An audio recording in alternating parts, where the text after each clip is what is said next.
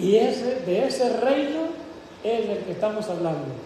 Y de ese reino es que Pedro recibió esas llaves. Y esas llaves son símbolos de autoridad, símbolos de poder, símbolos de lo que ustedes quieran, de unidad, de cohesión. ¿Qué más? Lo que ates en la tierra quedará atado en el cielo, y lo que desates en la tierra quedará desatado en el cielo. Autoridad total. Total. Aquí Jesucristo le está dando más gancha. Lo que tú hagas, yo lo respaldo en el cielo. Y lo que tú dejes de hacer, yo lo respaldo en el cielo. Esa es una autoridad ilimitada, libre. Ahora, ¿Pedro se puede equivocar? Claro, es humano, porque no es Dios, no es un ángel. Se puede equivocar, por supuesto. Pero ¿qué va a pasar el día que se equivoque? Cristo va a respaldar su error en el cielo. Pero, ¿quién pagará las consecuencias de ese error? Pedro le dio manga ancha. Lo que antes y desates, yo lo voy a respaldar allá. Pero puede correr el riesgo de que ate alguna cosa que no debería atar y desate alguna que no debería desatar. Sin embargo, como tiene autoridad amplia, lo puede hacer.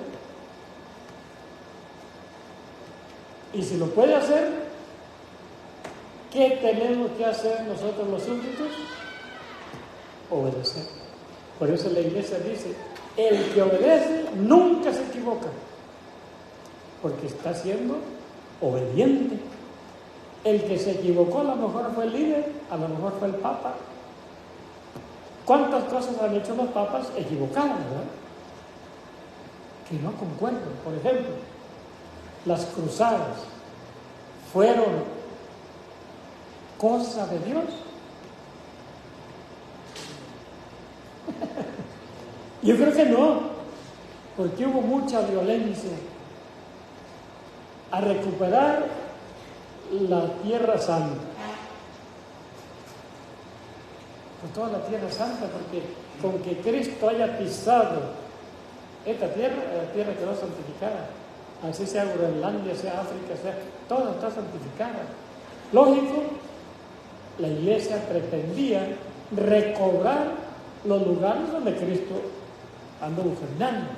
¿Sí? Era muy bueno, no era malo, era muy bueno. Pero la manera como la hizo, pues fue un poquito equivocada, porque utilizó la violencia. Y para un cristiano utilizar la violencia, pues no es nada bueno. Por ejemplo, en México hay cristianos y hay cristeros. ¿Saben cuál es la diferencia? El cristero con el cristiano. Los cristianos los están haciendo santos. Y los cristeros, bueno, no pueden ser, porque utilizaron la violencia para ejercer un derecho. El ejercer el derecho era correcto, pero no con la violencia.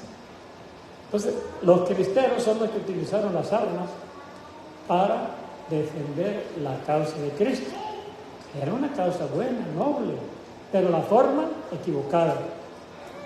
Otros dieron su vida por esa misma causa, pero no causaron violencia, sino que sufrieron consecuencias de la violencia. Esos son cristianos y son santos. El resto son cristeros, ¿no? Que no nos sucede a nosotros que seamos cristeros, ¿verdad? Mejor que seamos cristianos. Entonces, la iglesia ha cometido muchos errores a través de los siglos y es comprensible, ¿no? La iglesia no es Dios. Dios es el amo y dueño de la iglesia, pero los súbditos a veces somos cabezas duras, ¿verdad? Somos gente que no tenemos el conocimiento y esa ignorancia nos lleva a cometer fallas. Pero, de cualquier forma, lo que un papa autoriza, queda autorizado. y listo. ¿Y qué le vamos a hacer? Tuvo en sus manos, o tiene en sus manos, la plenitud de la autoridad y se la dio el mero mero, el amo y señor de la iglesia. Entonces, siempre es una responsabilidad gravísima que los papas llevan en sus espaldas, muy grave, porque corren el riesgo de perder la iglesia de Cristo y van a pagar por esos errores, por esos deslices, por esos fallos. ¿De qué forma? Bueno, solamente Dios sabe, ¿verdad? Solamente Dios sabe, porque ellos tienen, se supone, que tienen el conocimiento de la doctrina correcta, y si no la ponen en práctica, ahí viene la consecuencia de no practicar una correcta doctrina. Lo mismo va a suceder con nosotros, si nosotros enseñamos mal. Como estaba oyendo hace ratito, que alguien dijo que el infierno definitivamente ya no tiene sentido, porque ya Cristo vino y pagó por nosotros. Es un error, ¿verdad? Es un error, porque el infierno existe. Y aunque yo esté destinado al cielo, puedo cambiar mi destino por una falsa predicación de alguien. Entonces tenemos que tener mucho cuidado, ¿verdad? Mucho cuidado de decir cosas que no se pueden fundamentar en las Santas Escrituras. ¿Qué más dice? Entonces Jesús les ordenó a sus discípulos que no dijeran a nadie que Él era el Mesías. Ok, ¿por qué Jesucristo prohíbe? Si lo que quería era que se conociera en el mundo entero que Él era el enviado del Señor. ¿Por qué aquí Jesucristo prohíbe que anden alaraqueando por aquí y por allá? ¿Por qué se les ocurre a ustedes? Porque la gente lo iba a buscar para hacer milagros. Pudiera ser una razón, pero no creo que sea esa. ¿Por qué? De todas maneras no le iban a creer, pues Jesucristo sabía que no le iban a creer. Hay otra razón. ¿Cuál será? Vamos a quemar coco porque un misionero tiene que saber, tiene que ingeniársela rapidito, ¿verdad? Pues sí, pero no es exactamente, hay otra razón más contundente. No, porque se ve que los iban a crucificar.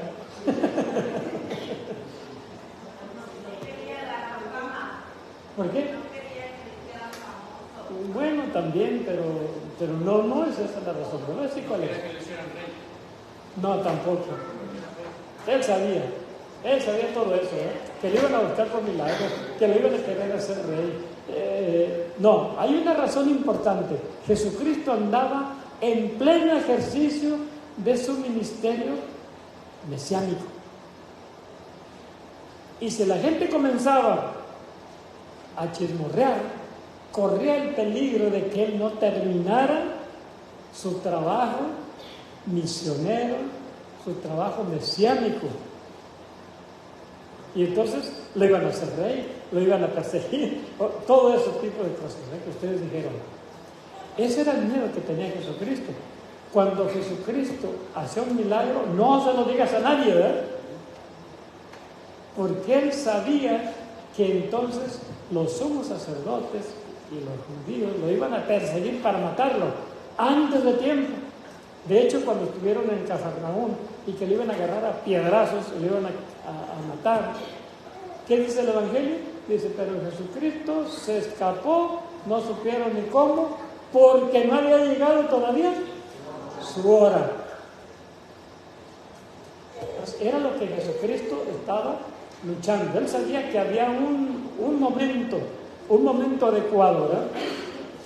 Aquí había comenzado y tenía que terminar acá. Aquí iba a estar la cruz. Él sabía su destino, pero no quería que sucediera aquí, ni aquí, ni aquí, ¿verdad? Quería que sucediera acá. Entonces por eso decía, no se lo digan a nadie, porque corría el riesgo de que él no pudiera llegar a su destino en el momento preciso y adecuado. Él tenía pensado ya en esta Pascua tiene que ser. De hecho, despuesito allí les anuncia, ¿verdad?, que Él tiene que llegar hasta allí, hasta esa Pascua. Y dice San Pedro, no, Señor, ¿cómo puede ser posible? ¿Ven? Ese era el peligro que Dios veía, que Cristo veía. El que se frustrara el plan mesiánico que venía a cumplir Jesucristo. Bueno, vamos nada más a ver otro texto.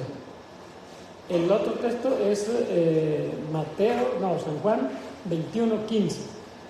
Ese texto es ya después de que Jesucristo resucitó. Fíjense que ahorita, mientras Jesucristo está vivo físicamente, hizo muchas promesas, ¿verdad? San Juan 21:15, San Juan. Todas las promesas que hizo Jesucristo estando en carne,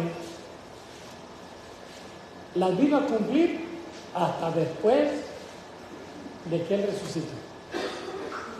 ¿Por qué se imaginan ustedes que vino Jesucristo a cumplir todo lo prometido hasta después? ¿Por qué?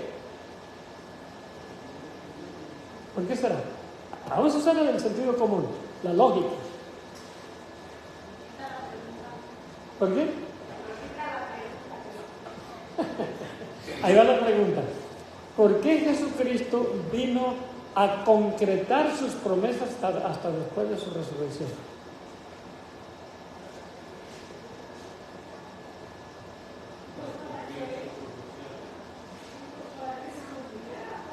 Sí, para que fuera todavía más contundente. O sea, no fue el Cristo de carne y hueso el que prometió y cumplió. No.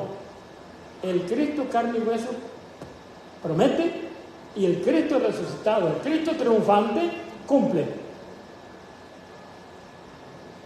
Esa es la enseñanza que nosotros debemos también tener claramente. Jesucristo cumplió todo, pero después de resucitado, para que de verdad haya una contundencia tremenda. ¿Qué dice Mateo 28, del 18 en adelante?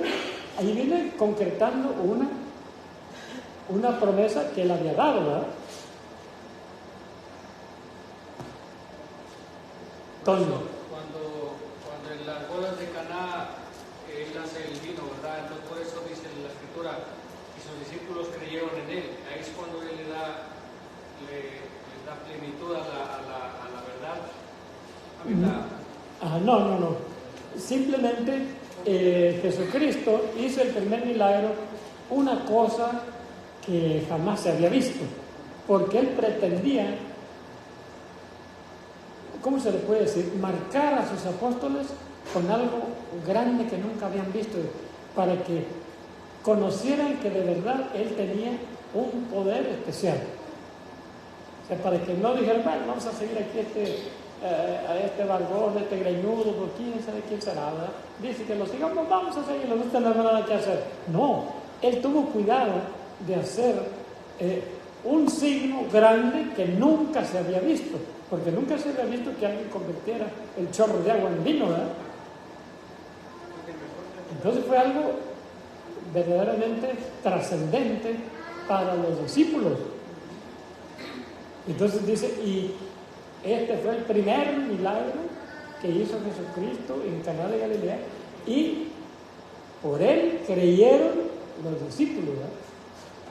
Pero no, lo que Jesucristo ahora está tratando de hacer es algo distinto, algo donde dice, toda autoridad me ha sido dada en el cielo y en la tierra.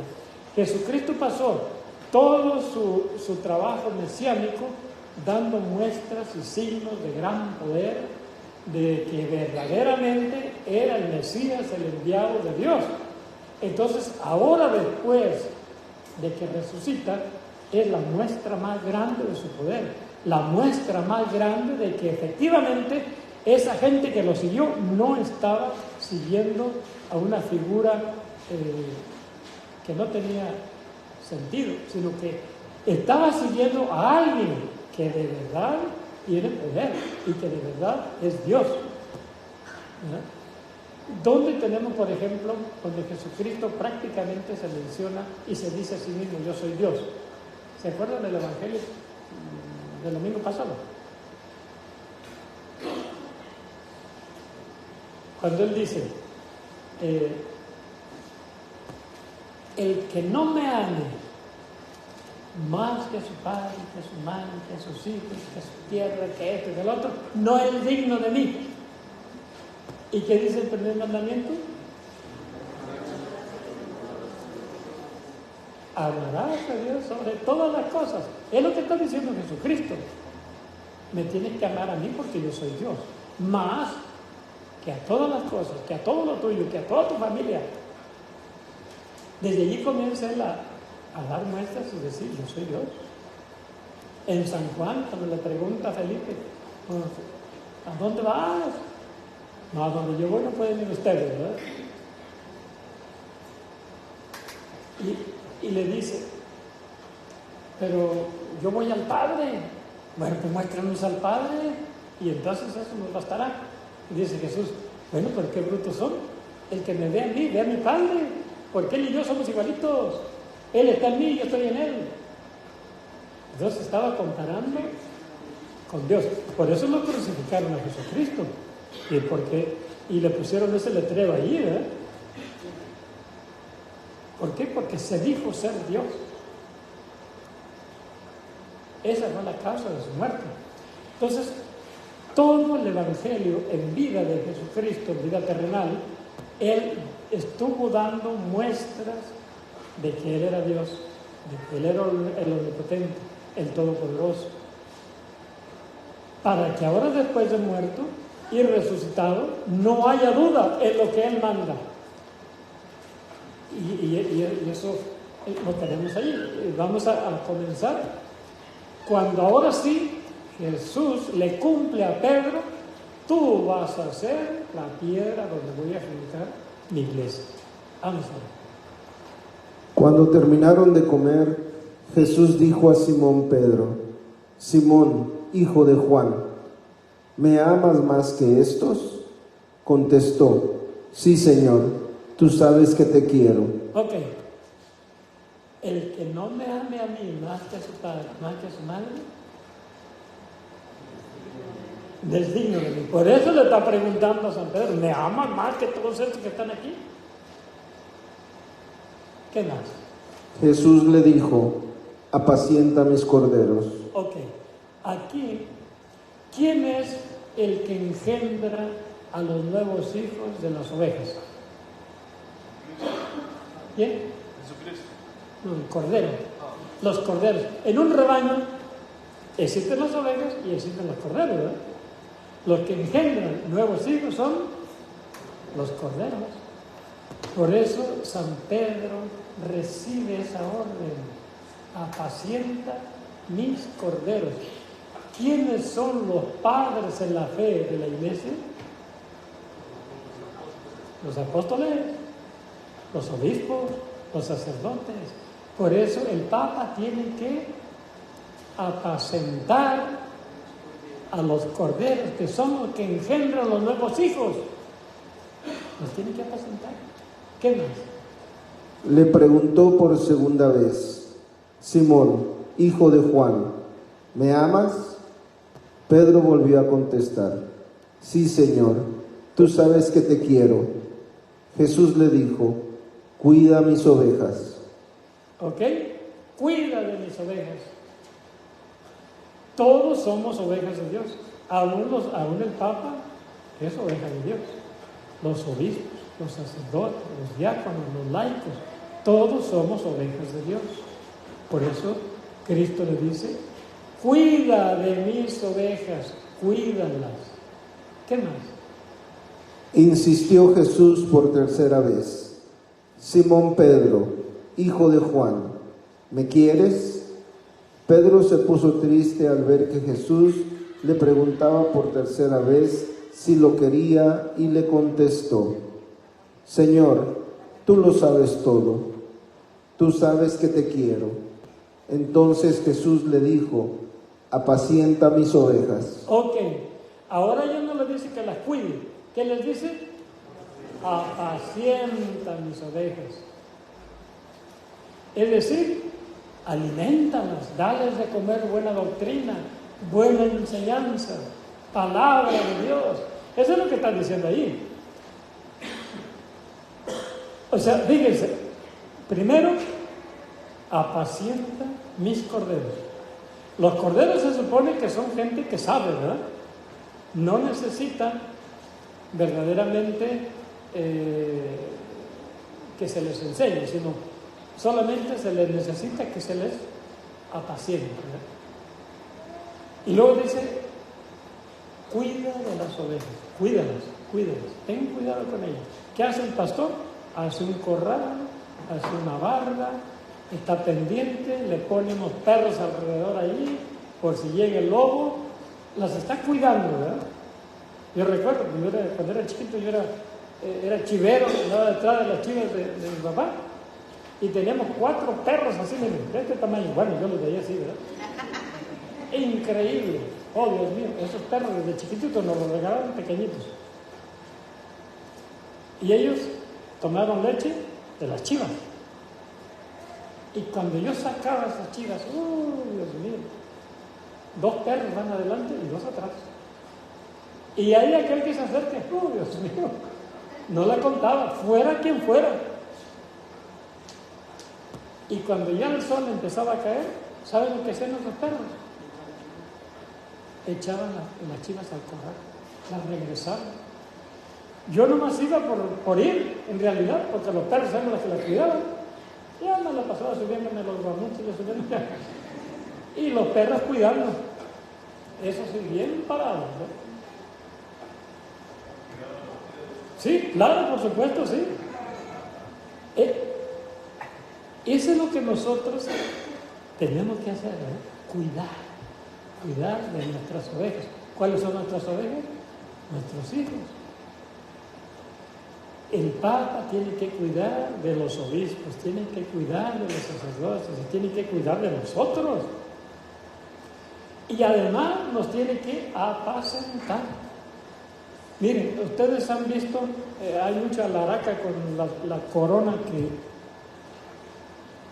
que el Vaticano vendió, ¿verdad?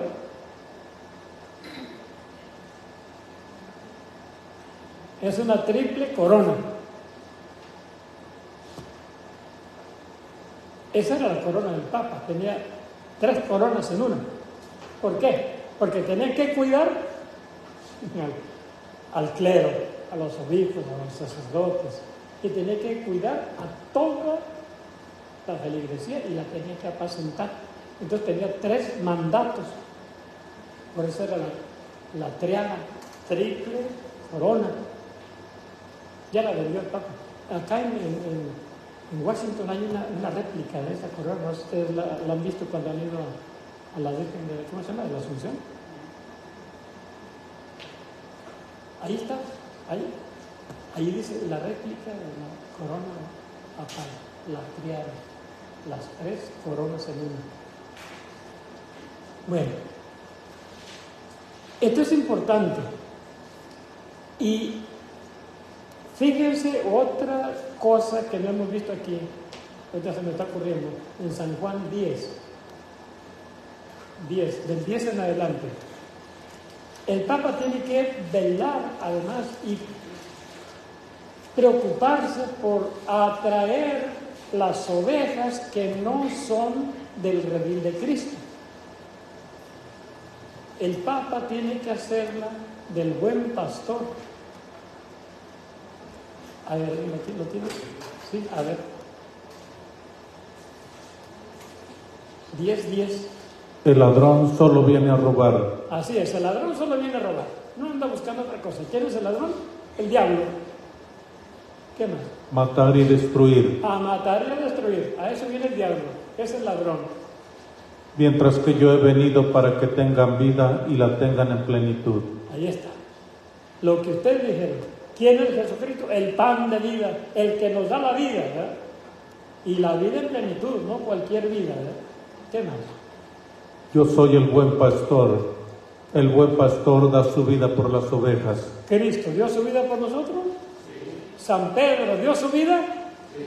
¿Todos los apóstoles dieron su vida? Sí, fueron buenos pastores, ¿verdad? Ahora no damos la vida ni para salir a la calle, ¿verdad? Ni hablarle a una persona necesitada, ni... ¡Ah, Dios mío! ¿Qué tipo de pastores somos, verdad? Pastores que no componemos, ¿verdad? ¿Verdad? Que dejémoslo eso para el juicio de Dios, ¿verdad? No es nuestro, pero estamos mirando las cosas, ¿verdad? No hay preocupación por el alma descarriada. No les importa, ya aquí está lleno. El que quiera venir, que venga, el que no venga, ¿verdad? Somos pastores locos, que nos van a pedir cuentas de eso. Nosotros también, no nada más los sacerdotes y los obispos, también nosotros.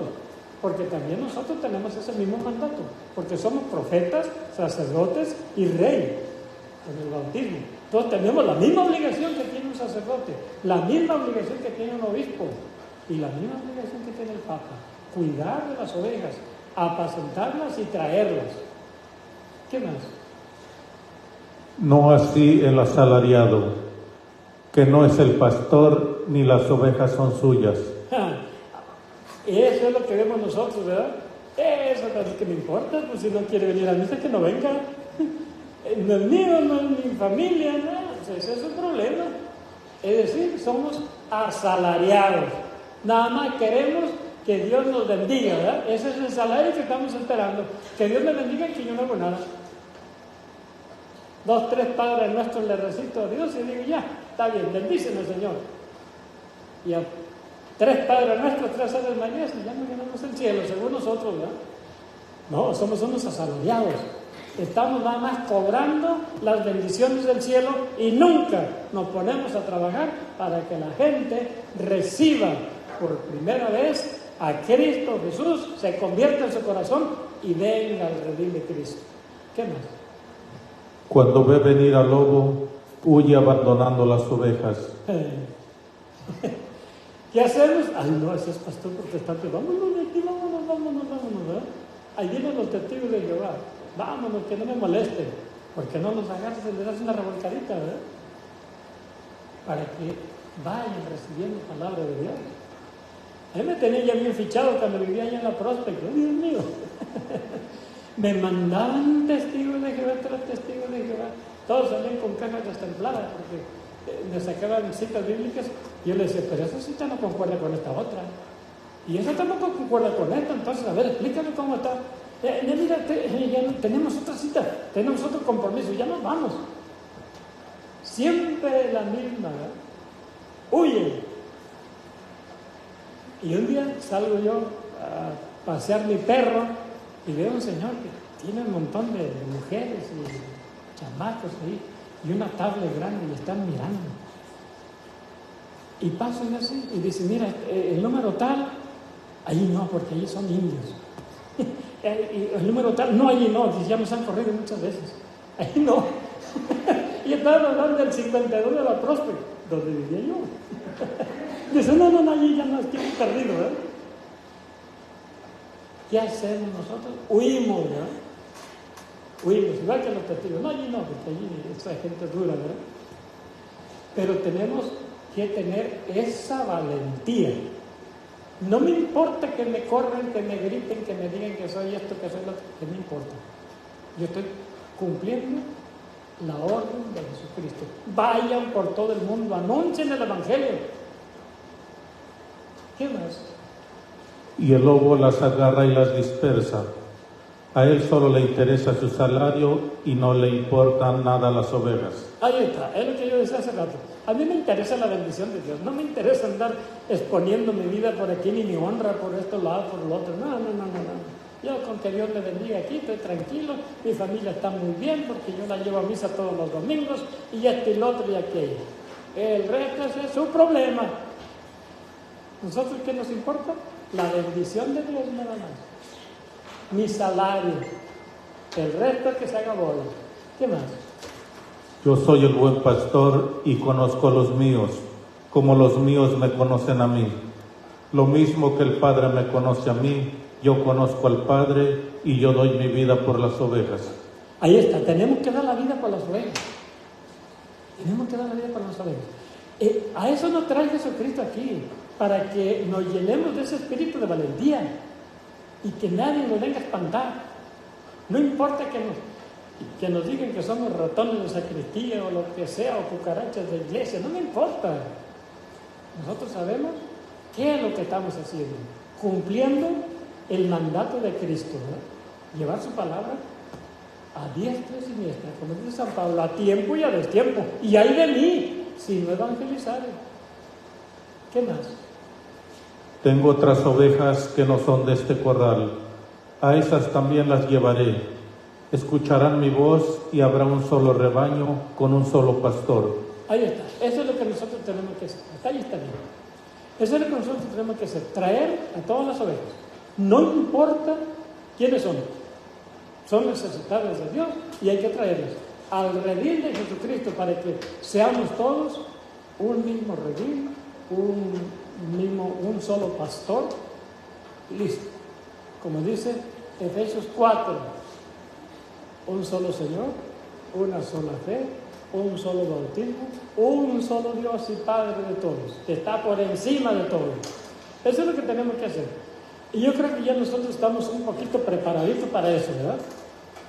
Ya no podemos decir que no conocemos la doctrina porque ya la hemos barajeado bastante tiempo, ¿verdad?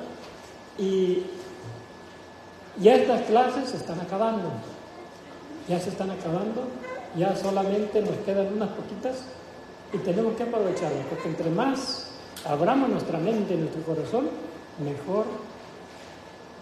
mejores misioneros seremos. Aquí le vamos a parar por ahí. Hay muchos textos que podemos ver todavía, pero yo creo que ya es suficiente para que entendamos quién es el Papa. El Papa es el que aglutina la iglesia, es el líder, es el que lleva la iglesia de Cristo, no la iglesia de Juan de las Cotorras, ¿verdad? Sino la iglesia de Cristo. Como dice allí San Juan 10:16, dice Jesucristo: tengo otras ovejas que no son de este redil, que no son pastoreadas por el Papa. ¿Por quién son? Por José Smith, por Carlos Russell, por tantos pastores que hay por ahí. Pero la iglesia de Jesucristo, el Papa es nuestro líder, es nuestro papá, nuestro padre. De hecho, Papa, eso significa papá, ¿verdad? Más que no está en español, aunque así también en español se pone, pero en español se pone con acento en la A, papá. Y eso es lo que nosotros tenemos que tener aquí. El que no está en la iglesia de Cristo, con el líder que Cristo puso, no puede entrar al reino de los cielos. Muchos me dirán que estoy loco, que estoy diciendo herejías, que estoy diciendo esto. No me importa lo que digan, esa es la verdad. Porque la única iglesia que tiene las llaves del reino, ¿cuál es? La de Cristo. Y el único que la tiene es el líder, Pedro. Él es el que está abriendo la puerta con su autoridad a que nosotros vayamos entrando al cielo.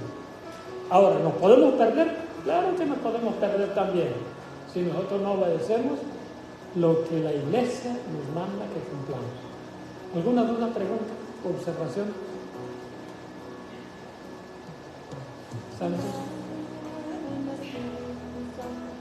Don Cooper, yo estaba leyendo el librito de los apóstoles misioneros, ¿verdad? Y pues en realidad estamos muy lejos para ser unos verdaderos discípulos, porque pues la instrucción la tenemos buena, pero no la aprovechamos, yo creo que como debe ser, porque pues a veces no estudiamos y esperamos la siguiente clase nomás y dejamos muchos vacíos que debemos de aprender. Eso es verdad, a veces vamos dejando vacíos. Por ejemplo, pues yo me sentí como inútil hasta ahí, ¿verdad? Porque se requiere de mucho para ser un buen apóstol o misionero. Por ejemplo, hay que estar bien instruido para empezar. La segunda cosa es tener la convicción firme y valentía, porque no podemos darle vueltas a a la palabra. Lo que es, eso es. Y si nosotros la suavizamos, pues ya creo que ya no somos unos verdaderos discípulos. Y se necesita de valentía también para decir las verdades. Sí, hay varias cositas. Primero, todo lo que sabe, decía Benedicto XVI, es un apóstol consumado. Esto quiere decir que nosotros somos apóstoles y misioneros desde ya. Ahora, una instrucción exhaustiva nunca la vamos a tener, porque siempre habrá algo que aprender, pero lo poquito que conozcamos ya lo podemos poner en práctica. Lo poquito, aunque sean 2 textos, ya lo podemos poner en práctica. Y la misma práctica nos va a ir obligando a estudiar esos vacíos que vamos dejando ahora en clase.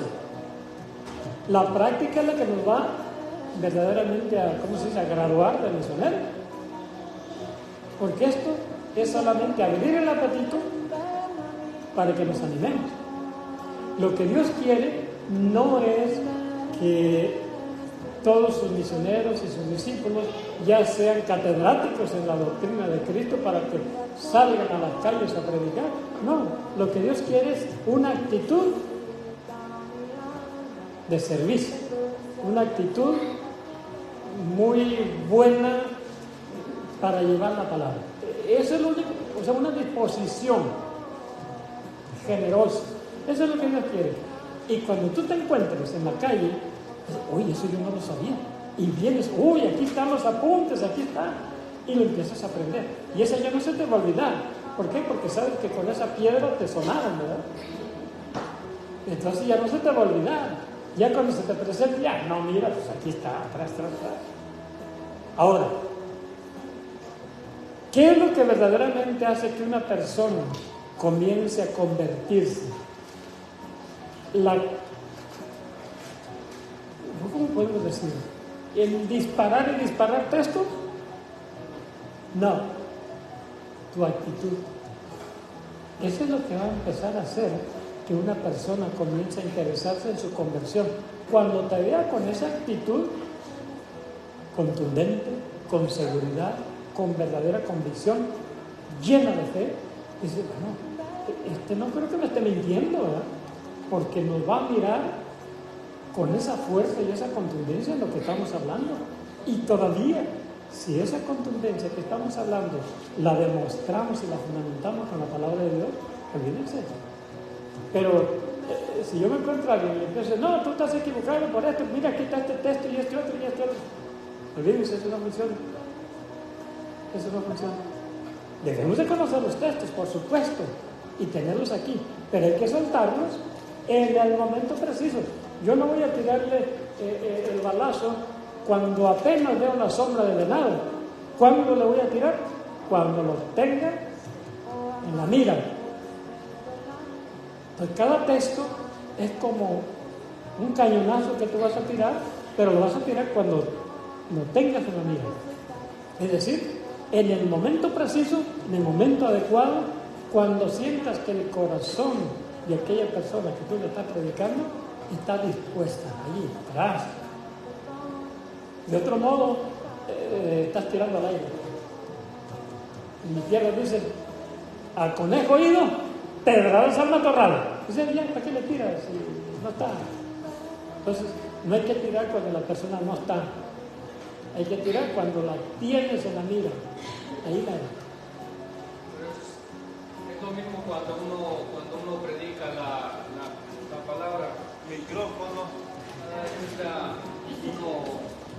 Uno, por ejemplo, hasta cuando dicen, cuando van los discípulos de Maús, ¿verdad? Cuando reconocen a Jesucristo, hasta uno mismo a veces el corazón también se le emociona de hablar, porque es verdad que, como dice don Romualdo, no alcanzamos a entender todas estas clases, ¿verdad? Somos bien lentos, pero algo se nos queda. A mí me ha tocado defender eso de la iglesia con un hermano que le pasé a comprar café Y él decía eso, ¿verdad? Que, como le digo, que a veces ellos tienen la idea de que el que fundó la iglesia fue el emperador Constantino, ¿verdad? Entonces ahí es donde toca esas pruebas, y hay que estar preparado en ese momento para decir. Y cuando uno dice, y cuando uno está seguro de lo que dices, o obviamente porque lo aprendiste en algún momento y se te quedó, ¿verdad?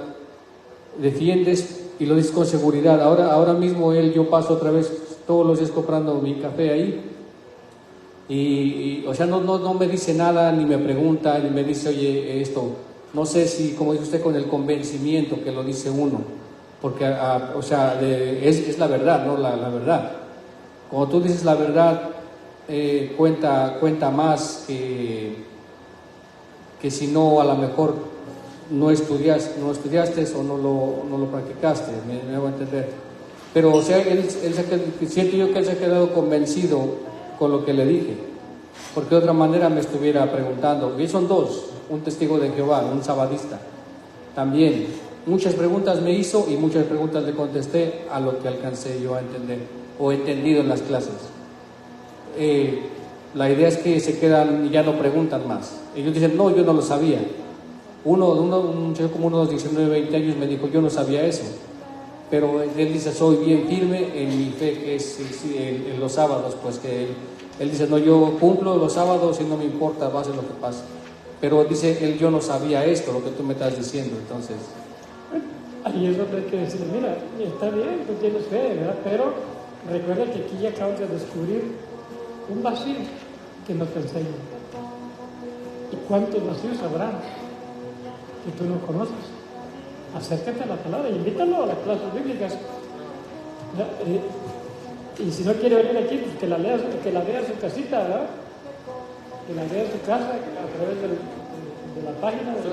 Así como quien dice, a pesar de todo, ellos pues la leen más que nosotros, aunque no la entiendan o lo que sea, pero la leen más la Biblia que nosotros, esa es la verdad. Pues sí, leen mucho, pero aprenden poco, ¿verdad? Leen mucho, pero no entienden nada. ¿Por qué? Porque ellos se ponen unos lentes. Lo que no concuerde con lo que les están enseñando no funciona. Esto es algo que sabe, ¿verdad? Por ejemplo, yo escuché hace como 2 semanas un pastor, que es muy famoso, dicen que es muy famoso y es maestro, y decía, yo no entiendo por qué Jesucristo, por qué Dios dice, manda prohibir las imágenes y acá manda que se hagan. Dice, bueno, pero yo tengo fe en Dios y pues Él sabrá lo que hace. Sí, Dios mío, ese es un maestro que está enseñando. Imagínense. Es algo ilógico, ¿eh? Dice, yo no entiendo por qué manda prohibir y después las manda hacer. Y no queremos eso, los asuntos de Dios. Allá Él sabe lo que hace. No, hay que entenderla. Hay que darle una respuesta bíblica.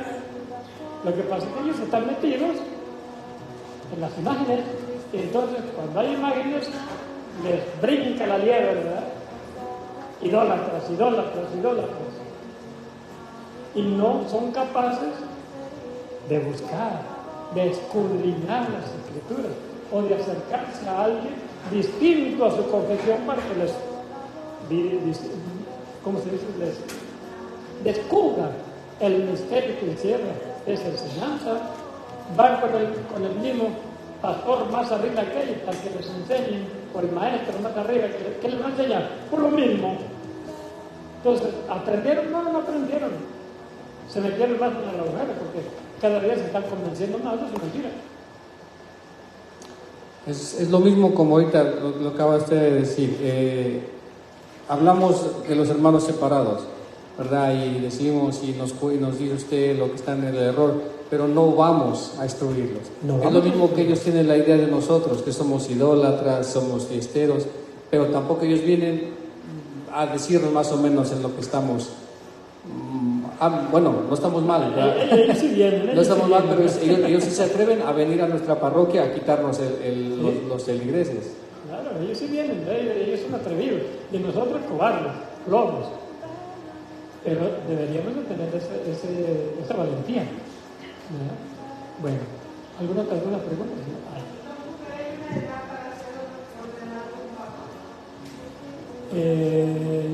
Sí, no puede ser papa cualquiera, sea muy joven. Yo no sé exactamente, pero sí, lo mismo para ser obispo, no puedes ser obispo si tienes 20 años. ¿Por qué? Porque no tiene la experiencia.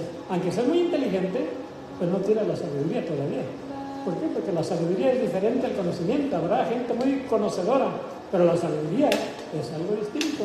Y el Papa, para que pueda ser el verdadero líder y guía de una iglesia tan grande como la iglesia de Cristo, tiene que tener una cierta edad para que sea verdaderamente sabio y pueda ir aún en contra de todo su colegio cardenalicio si el colegio está enseñando algo desviado de la fe. Y él tiene que ser valiente porque ese es su papel.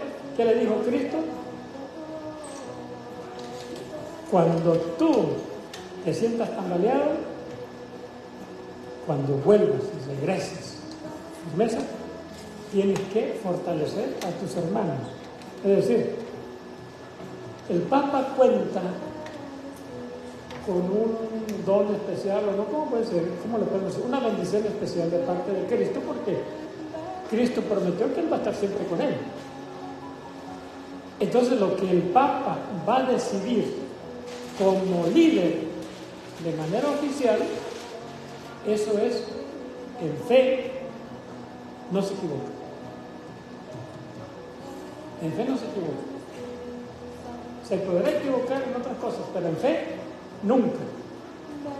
Porque esa es parte de la promesa que le hizo Cristo a Pedro.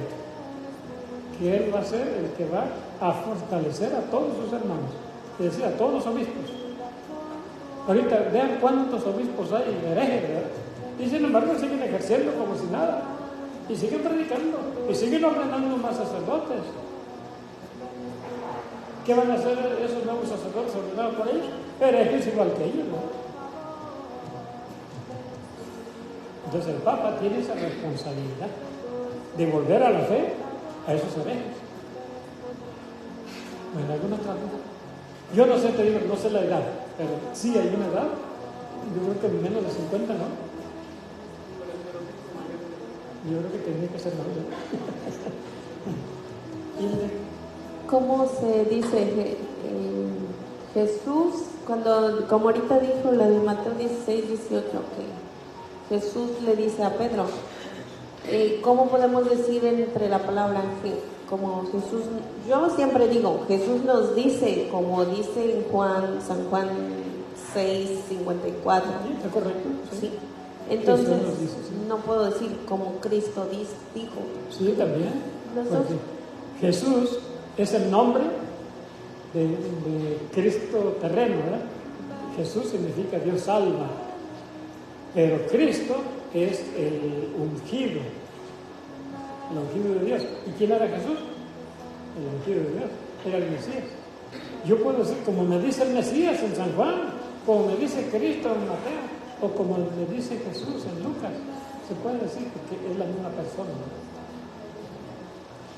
Y pues como dice el hermano Romualdo, tiene mucha razón, a veces no le vamos a decir que estudiamos al 100%, pero ya tenemos la responsabilidad de discípulos, sí, que donde quiera que estemos tenemos que llevar el Evangelio. Entonces yo me di la oportunidad, digamos, temblando, no crea que no sé, vi temblando aquí con lo de mi familia que pasó la semana pasada. Me propuse hacer el rosario como aquí lo hacíamos. Después del rosario leer el Evangelio del día. Entonces poquito a poquito les fui instruyendo a ellos que la iglesia nos ofrece un mensaje cada día, que nadie de ellos lo sabía. Y poquito a poquito fui compartiéndoles, me propuse ese propósito, ¿verdad? De explicarles de que la iglesia nos da un mensaje todos los días y que nosotros como cristianos tenemos que escucharlo. Todos los laicos estamos obligados a escuchar el Evangelio del día. Y a lo poquito les fui platicando de lo que significaba. Y pues a veces salían las pláticas que terminábamos hasta las 11, 12 de la noche también, porque me contradecían. Como decían que los hermanos separados también vienen a hablar de la Biblia y todo, pero ya les empecé a decir lo poquito que yo he aprendido. Pero fíjense qué tipo de Biblia tienen ellos y qué tipo de Biblia tenemos nosotros. Ellos tienen una Biblia incompleta y nosotros tenemos, que ustedes sabían, y ya poquito a poquito les fui haciendo preguntas que pues primero Dios les dije que si tenían dudas que vengan aquí, que hay clases bíblicas. Yo estoy aprendiendo aquí, le digo. Les fui introduciendo lo que yo sé y si tienen dudas que vengan para acá. Eso es lo que tenemos que hacer. Y no nos debemos de achicopalar que no sepamos todo en el momento, ¿verdad? ¿Por qué? Porque, primero, lo que tú dijiste está correcto, aunque pudieras tener todavía una respuesta más fuerte, ¿verdad? Sí, traen la misma Biblia porque dice lo mismo que dice la nuestra. Pero ¿sabes qué? Traen una doctrina diferente a la nuestra. Y si la sacan de la misma Biblia, entonces, ¿por qué traen una doctrina distinta? ¿No te has preguntado? No, sí, pero le digo, no puedo decirle todo lo que hablamos porque pues claro. No, okay, pero sí. Pues. Robert. Me quedé con la duda de lo de la corona de que se vendió, no lo había escuchado, perdón. Oh, sí, el Papa la vendió. Creo que fue el Papa Juan Pablo II. La vendió. Yo no sé ni por qué, no les puedo decir porque no sé. Yo solo sé que la vendió. Me imagino que para alguna necesidad que había. O simplemente, o la donó, no me acuerdo. Porque los hermanos evangélicos siempre tratan de atacar por cualquier forma, por cualquier huequito atacan. Y si me hubieran atacado de esa forma, no sabía yo que iba a responder. Porque la vendió, la iglesia es rica y anda vendiendo cosas. Sí, miren, déjenme les digo, la iglesia católica es la más pobre de todos. ¿Saben quiénes son los más ricos, de verdad? Los mormones y también los testigos de Jehová. Esos son los más ricos. Y nadie dice nada de ellos.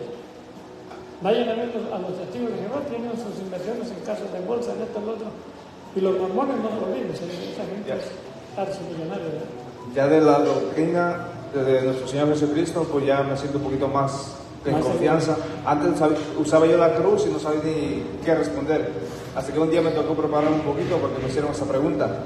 Y ya después me preparé un poquito y volví al tema. Y solamente les dije las dos citas. Primera de Corintios 1:18 y después les di, para terminarlos y rematarlos, Gálatas 3:1, perdón, Gálatas estúpidos. Sí, ahí te faltó lo de Efesios, te ves que los 10 les daba hasta por abajo, ¿verdad? Bueno, hay tantas cosas que uno en el momento en que está enfrentando a la persona se va dando uno cuenta de las carencias que uno tiene y entonces empiezan a prepararse. Por eso les decía que la práctica es la que nos va a hacer maestros, porque me enfrento con este y me dice una cosa y no me la sé y voy y la investigo y me la aprendo y voy con otro y me dice otra cosa, pues voy y la investigo y me aprendo y con esa piedra no te van a volver a pegar porque ya supiste, ¿verdad? Bueno, ok.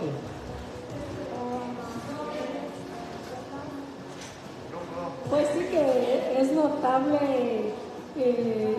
la formación que vamos adquiriendo, porque estábamos juntos en un rosario, como dice Hilde, ahí, y entonces estaba Elías, su esposa, Hilde y nosotros, y entonces vino un tema donde uno aportaba una cosa, otro aportaba otra cosa, otro aportaba otra cosa, y al final pues las personas como que no les gustó mucho porque claro, no tuvieron armas como defenderse hacia lo que nosotros estábamos diciéndoles sobre de la Biblia, y eso también a lo que veo que puede ser una oportunidad de que hiciéramos equipos o dos parejas y hacer visitas, o siempre yo digo también así hago, que aprovecho la oportunidad si voy a cualquier lugar y a saludar a la gente y decirle todos los beneficios de los ministerios de aquí de la parroquia,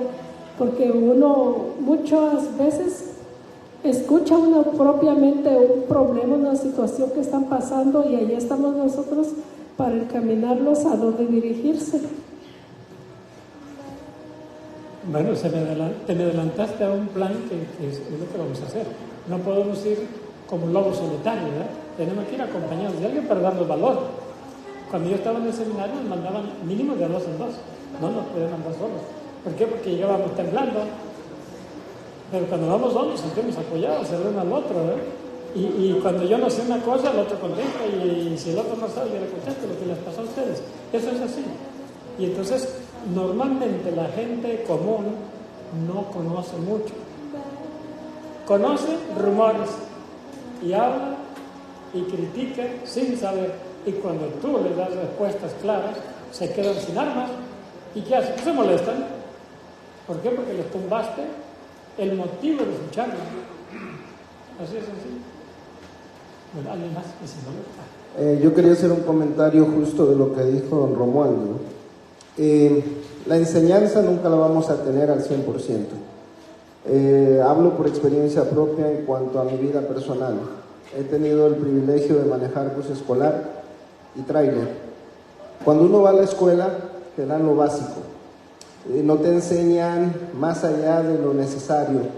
Nunca desconecté una caja de tráiler, solamente me enseñaron a estacionar el tráiler, a dar las vueltas, a hacer un poco los cambios, pero la verdadera enseñanza, el aprendizaje vino en la calle. Cometiendo errores, metiéndome en calles que no eran adecuadas para el tráiler, pero ya tenía yo un respaldo, que era cuando estuve en la escuela, pero fui aprendiendo con los golpes. Me refiero a que, por ejemplo, esto solamente lo vamos a poner en práctica de verdad el día que nos enfrentemos a alguien que esté quizás más preparado que nosotros, pero que nos dé la oportunidad de poder dialogar y después llevarle la respuesta correcta. Exactamente, sí. Nosotros nunca nos debe de avergonzar que no sepamos todo. Nadie es una enciclopedia andante, ¿verdad? Entonces, ¿qué es lo que tenemos que hacer? Ser honestos. Y eso dice mucho de nosotros. Dice, mira, no tengo una idea muy clara de lo que me estás preguntando, pero te lo voy a investigar y te lo voy a traer, por supuesto. Y eso dice mucho de ti. Y que eres gente responsable y que no te avergüenza el no conocer cosas. Y eso es muy diferente cuando los hermanos separados. Ellos se lo saben de todos, aunque no lo sepan. Y cuando se lo demuestra que es mentira lo que te están diciendo, se dan unas enojadas increíbles, ¿verdad? Eso que dijo Francisco es verdad. Solo la calle nos va a hacer expertos, pues.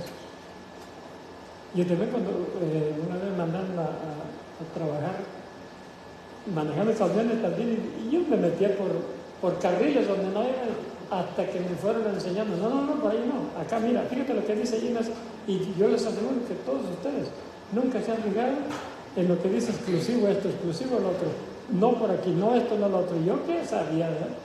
Ya agarraba mi carro, me metía a todos los carriles, ¿verdad? Y cuando llevo el camión, nada, por ahí no. Y hay lugares donde te vas a meter que hay puentes bajitos y te lo anuncian desde tiempo antes, y si tú no sabes, no te fijas en las señales, te vas a meter y te encajas ahí en un puente bajito y ahí quedaste. Sí, cuando uno no está, por ejemplo, los letreros, como usted dice, esos letreros para mí no existían antes de manejar comercial. Ya cuando empecé a manejar comercial, uno va pendiente de la altura de los puentes, si es un parkway que no se puede entrar con vehículo comercial, incluso el tipo de carga que llevas. Entonces, justamente con la Sagrada Escritura, cuando uno se va instruyendo, ya sabes, tienes las armas para poder combatir, pero hay que estudiar, al mismo tiempo hay que practicarlo. Exacto, la práctica es la que te va a dar todo. ¿Vanessa? Bueno, sí, mi opinión en cuanto a lo que el hermano Romualdo dice, es verdad, a veces uno se siente que uno no está poniendo de su parte, pero por otra parte, yo a veces me siento así, pero cuando salimos allá afuera con nuestra propia familia o con personas que no son familia, ahí uno realmente se da uno cuenta de cómo uno estaba y cómo estamos ahora, lo que hemos aprendido y lo que hemos dejado, de lo que nos hemos dado cuenta, todo lo mal que uno ha vivido, y es pues gracias a todas estas enseñanzas, ¿verdad?, que tenemos, el Evangelio, todo eso, como siempre digo, es un buffet que agarramos de aquí, agarramos de allá, y pareciera que no aprendemos, pero a comparar de las personas que están allá afuera cuando nosotros platicamos, pues es bastante el avance. Ahora, cuando estamos aquí, bueno, es otro punto de vista, porque yo siempre les digo, nunca creo que nos va a alcanzar vida para poder aprender tantas cosas, ¿verdad? Y va a ser largo el camino.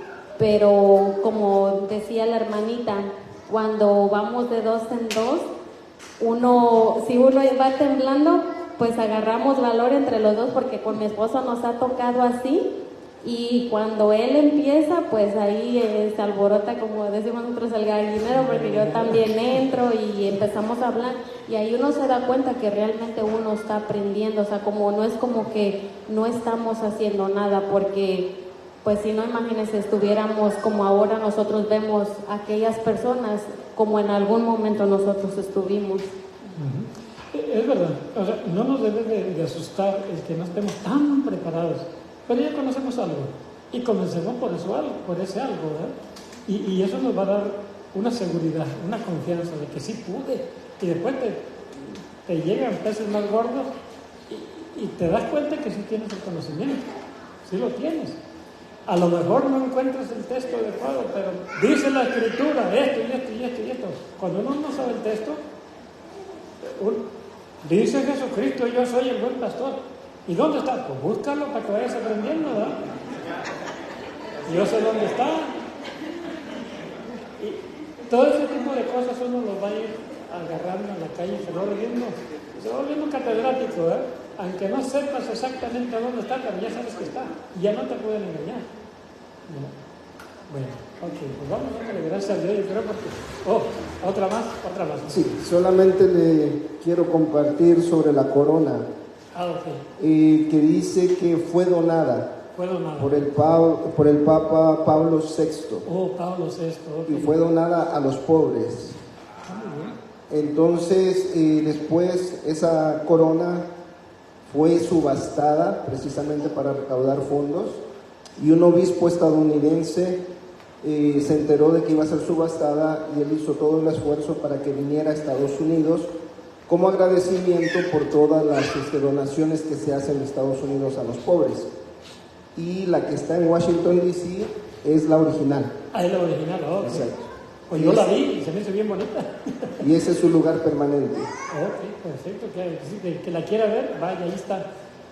Se hacen peregrinaciones cada año y pues hay que ir. Está bonita, sí, yo la vi ahí, pero yo pensé que era una réplica. Entonces es la original, fantástico. Bueno, ok, pues vamos a darle gracias a nuestro Padre Dios. Gracias, Francisco.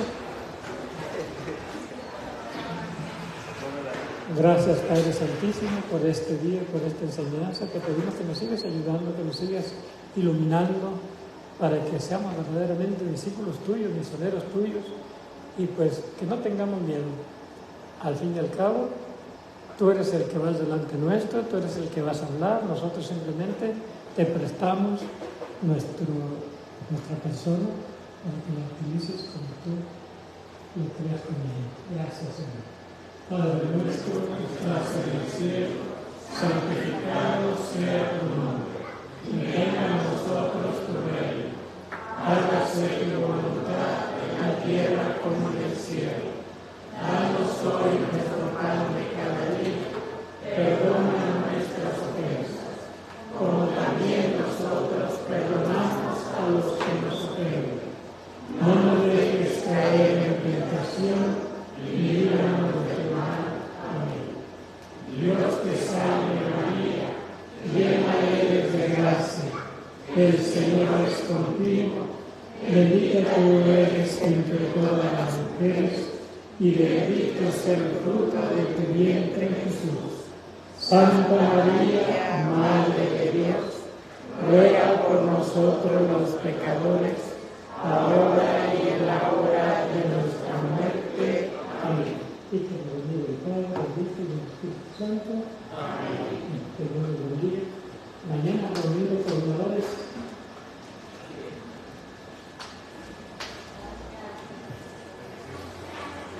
Gracias por acompañarnos.